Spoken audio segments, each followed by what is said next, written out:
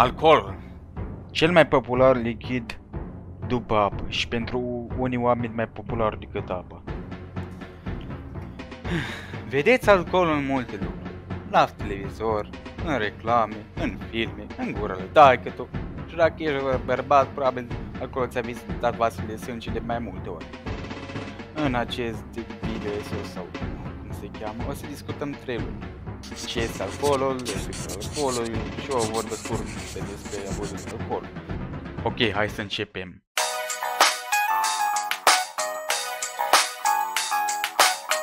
Să începem prin a ne uita la Wikipedia pentru definiție.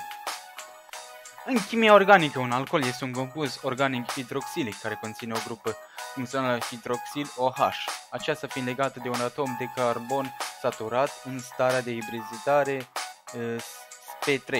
Grupul hidroxil poate fi legată de o catenă saturată din partea saturată a catenei unei alchene sau de catena laterală a unei hidrocarburi aromatice. Formula generală pentru un alcool simplu aciclic este CnH2n plus 1OH. Ați înțeles ceva? Nu? Ok, acum pentru că probabil o să ajungeți cerșetori prin parc sau angajați la fast food-ul de peste liceu și nu chibiști, definiția asta nu o să vă trebuiască niciodată. Hai să încercăm una altă mai ușoară. Alcoolul este o substanță organică, adică se poate găsi în natură, care se obține prin procesul de fermentare și distilare. Distilarea adică alcoolul are punctul de fierbere mai jos decât apa, deci el devine abur mai rapid și așa se desparte de apă, apoi se răcește și se duce în sticlă. Fermentarea adică o vine o bacterie și mănâncă zahărul și îl procesează și noi bem ce a rămas. Destul de descurcător dacă te gândești la ce mă gândesc și eu, dar na. Dacă ai o livadă și un cazan, poți ușor să-ți faci propriul tău alcool. Acest lucru este o tradiție în multe familii de la țară. O, ce? Trăiești într-un oraș, deci nu ai livadă? Ce, ești ratat?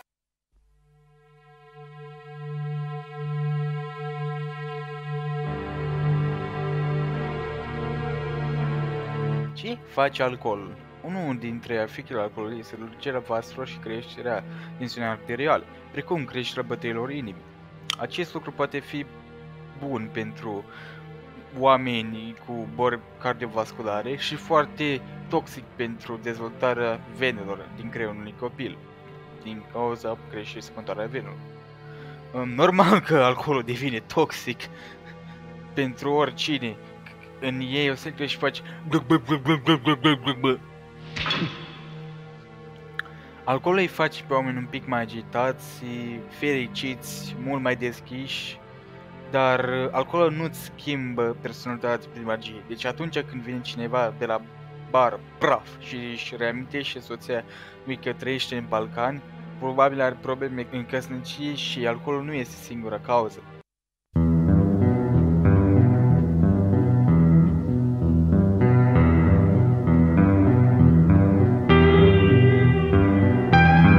Alcoolul poate fi o substanță nocivă pentru corpul uman, ca și totul de pe planeta asta. Prea mult te poate duce la spital sau, în cazuri mai rele, la morg. Lucrul acesta e știut de fiecare om peste 100 IQ. Acum, eu cred că trebuie să răspundem la o întrebare importantă. De ce se îmbată oamenii? Oamenii se îmbată ca să facă față stresului din viața lor provocat de niște probleme care tot se adună și în loc să le rezolve sau să facă ceva despre ele, omul alege calea ușoară.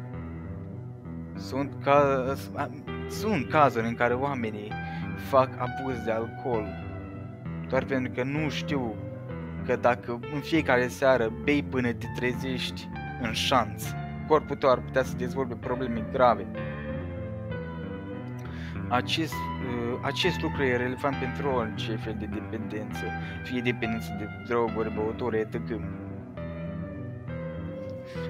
De fiecare dată când bei o bere sau orice băutură alcoolică, gândește de ce bei.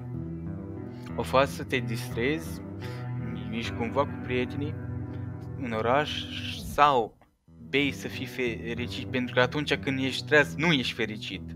Atunci e cea mai mare problemă, pentru că atunci e ușor să nu mai ții cont de cât alcool consumi și problemele tale se agravează.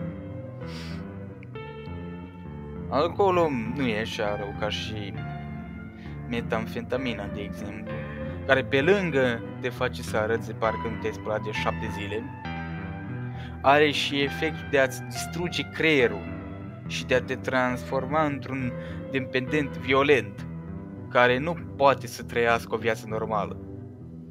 Și cu totul știm că singura soluție pentru tine la momentul ăla nu e fericit deloc.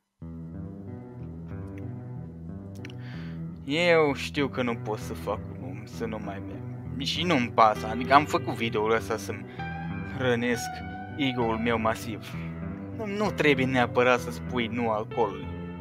Dar dacă e un mesaj pe care aș vrea cei care vizionează video-ul ăsta acum e să se gândească înainte de a bea. Și că alcoolul nu o să-ți rezolvă problemele, doar o să le fac mai rele. Sfârșit!